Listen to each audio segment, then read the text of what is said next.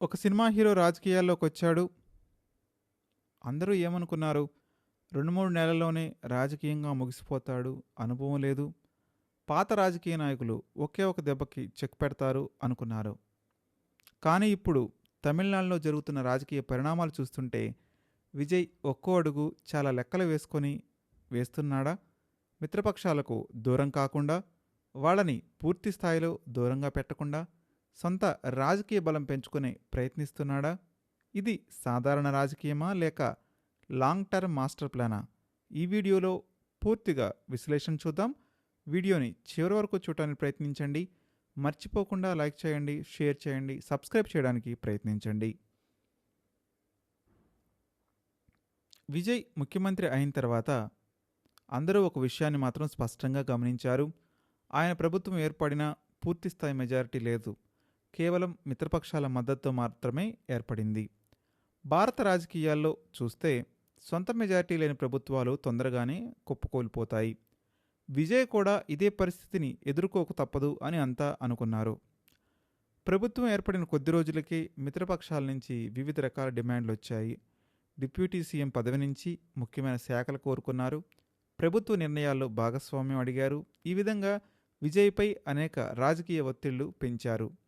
అక్కడే విజయ్ ఒక నిర్ణయం తీసుకున్నట్టుగా మనకు కనిపిస్తుంది. మిత్రపక్షాల మీద ఆధారపడితే ఎప్పటికీ ప్రభుత్వం స్థిరంగా ఉండదు. సొంత బలం పెంచుకోవాలనే వ్యూహాన్ని ప్రారంభించినట్టు తెలుస్తుంది. ప్రస్తుతం తమిళనాడు అసెంబ్లీలో మొత్తం సభ్యుల సంఖ్య మెజారిటీ అవసరమయ్యేది 114 మంది ఎమ్మెల్యేలు. విజయ్కు 107 మంది సభ్యుల బలం ఉంది. ఇంకా 7 మంది ఎమ్మెల్యేల దూరంలోనే పూర్తి మెజారిటీ ఉంది.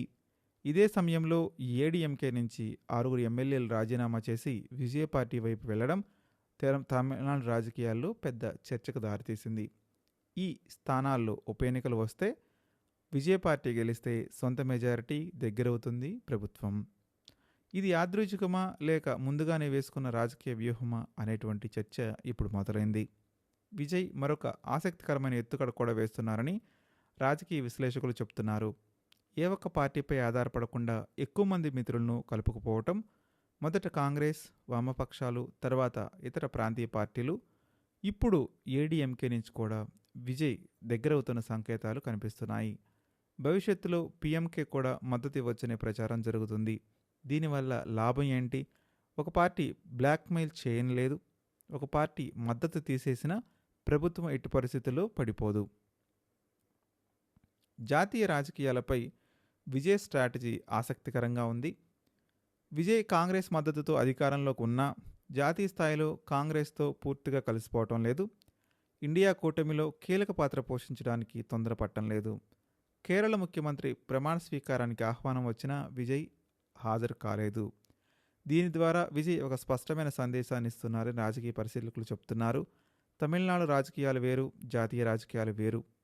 కేంద్రంతో ఘర్షణకు దూరంగా ఉండటం విజయ్ ప్రాథమిక లక్ష్యం. విజయ్ ఇప్పటివరకు కేంద్ర ప్రభుత్వంతో ప్రత్యక్ష ఘర్షణ వాతావరణానికి వెళ్ళడం లేదు.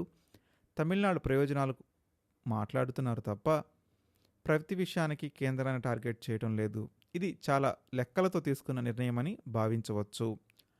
అనవసర ఘర్షణలు రాజకీయ అనిశ్చితిని పెంచుతాయి, పెట్టుబడులపై ప్రభావాన్ని చూపిస్తాయి, సమతుల్య రాజకీయాన్ని దెబ్బతీస్తాయి. విజయ ప్రభుత్వం తీసుకుంటున్న మరొక కీలక నిర్ణయం ప్రభుత్వం కీలక పదవుల్లో తనకు నమ్మకమైన వారిని నియమించటం. ఇది విమర్శలకు తావిస్తుంది. సినీ రంగానికి చెందిన వారిని ఎందుకు నియమిస్తున్నారు అంటూ చాలామంది ప్రశ్నిస్తున్నారు.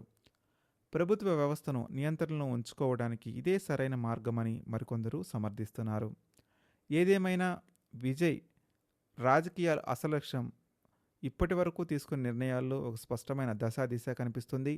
సొంత మెజారిటీని పెంచుకోవటం, మిత్రపక్షాలపై పూర్తిగా ఆధారపడకపోవటం, జాతీయ రాజకీయాల్లో తొందరపడకపోవటం, కేంద్రంతో అవసరమైనంత దూరం మాత్రమే ఉంచుకోవటం, ప్రభుత్వ వ్యవస్థపై పూర్తి నియంత్రణ సాధించటం, ఇవన్నీ దీర్ఘకాలిక రాజకీయాల వ్యూహంలో భాగంగానే చూడాలి. పరిస్థితుల అనుగుణంగా తీసుకుంటున్న నిర్ణయాలుగా చూడాలి. తమిళనాడులో విజయ రాజకీయ ప్రయాణం ఇప్పుడిప్పుడే ప్రారంభమైంది.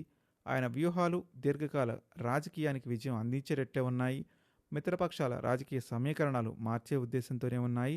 ఈ అంశంపై మీ అభిప్రాయం ఏంటి? విజయ్ వేసిన రాజకీయ ఎత్తుగడలు విజయవంతమవుతాయని భావిస్తున్నారా? మీ అభిప్రాయాన్ని కామెంట్ రూపంలో తెలియజేయండి. లైక్ చేయండి, షేర్ చేయండి,